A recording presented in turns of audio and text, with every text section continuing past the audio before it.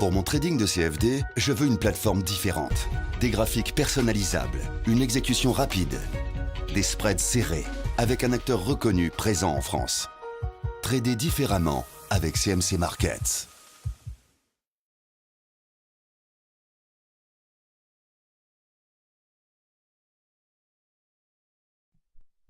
Bonsoir, voici l'analyse technique du CAC 40 pour le 8 avril. Alors cette vidéo me permet de vous mettre avant une nouvelle fois de plus la plateforme de CMC Market. Ici, le calendrier économique d'un simple coup au travers donc de ces pastilles. Vous voyez l'intérêt que l'on peut avoir à l'arrivée donc de ces nouvelles. Alors actuellement, pour demain matin, 8 heures, on aura une grosse statistique concernant les commandes manufacturielles. Donc ça va être important d'être présent sur les marchés. Il faudra après se donner rendez-vous plutôt à 11 heures parce que cette statistique suisse, si vous ne tradez pas la parité donc suisse, c'est-à-dire le CHF, il n'y a pas vraiment un grand intérêt et une grosse influence sur l'indice parisien. Donc il faudra se tourner à 11 heures sur les ventes au détail, à la fois en annuel, mais également en mensuel, de façon donc à bien suivre les cours. Et le rendez-vous de cet après-midi, 16h30, où on suivra l'état du pétrole. Alors on va regarder un petit peu où en sont les stocks. Donc si ils ont été lourdement consommés, cela signifierait que le marché est en train de repartir, le marché, du moins l'économie est en train de se remettre en marche, et donc à ce moment-là, peut-être donc une reprise sur le plan mondial, ce qui me semblerait un peu délicat. Bref, voici donc les statistiques qu'il faut suivre sur le calendrier de marché. Voilà, maintenant je regarde l'indice parisien. Alors, vous voyez qu'aujourd'hui, nous nous sommes heurtés sur l'oblique en rouge et en pointillé que je vous avais marqué depuis quelques temps. Et vous voyez donc que ce point-là était un point très intéressant pour les bears. J'espère que vous l'avez défendu. Je l'ai défendu également. Et donc, je suis sorti du marché. Petit gain certes, mais sorti du marché. Et c'est très important de se retrouver 100% liquide lorsque donc, vous tradez en scalping, de façon à vous reposer la nuit. Alors, en attendant, vous voyez donc que ce point-là est un point de barrage, donc 4147, 4148.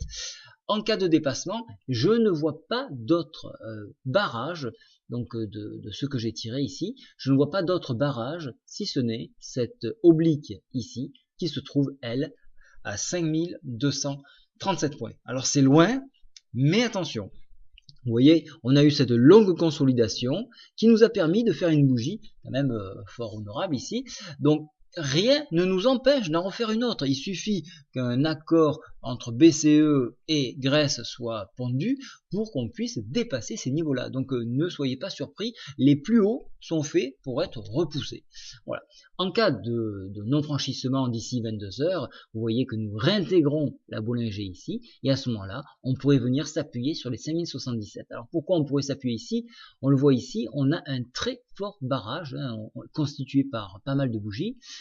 Il correspondra également à peu de points près à la MM7, donc on a un super support, donc venir chercher ce point là c'est intéressant. L'enfoncer sera difficile de par donc toutes ces bougies là, ces consolidations qui se sont faites à ce niveau, et donc cette MM7, et surtout que la MM20 est très proche, sera très proche de même puisqu'elle remontera encore un petit peu, donc on a vraiment un gros support sur ce niveau là. En revanche, si toutefois la force était là, si une news arrivait, effectivement, là, bien sûr, ça céderait et on pourrait se retrouver donc sur le plancher, c'est-à-dire cette oblique en pointillé qui se trouve, elle, à 4962 points. Alors globalement, vous le voyez comme moi, on est plus dans un mouvement haussier, soutenu par le quantitative easing, donc il n'y a pas vraiment de mouvement de baisse.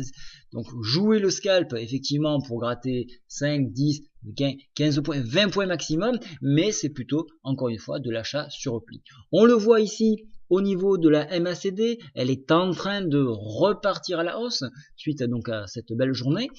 Vous voyez que le stochastique repasse lui aussi en zone de surachat, mais donne toujours une orientation haussière. Donc on a bien été dans une zone de consolidation pour aller encore plus haut. Donc soyez vigilants. Voilà, j'espère que ça vous a plu. N'hésitez surtout pas à me faire des remarques, elles sont toujours intéressantes et puis je pourrai aller encore plus loin dans l'analyse.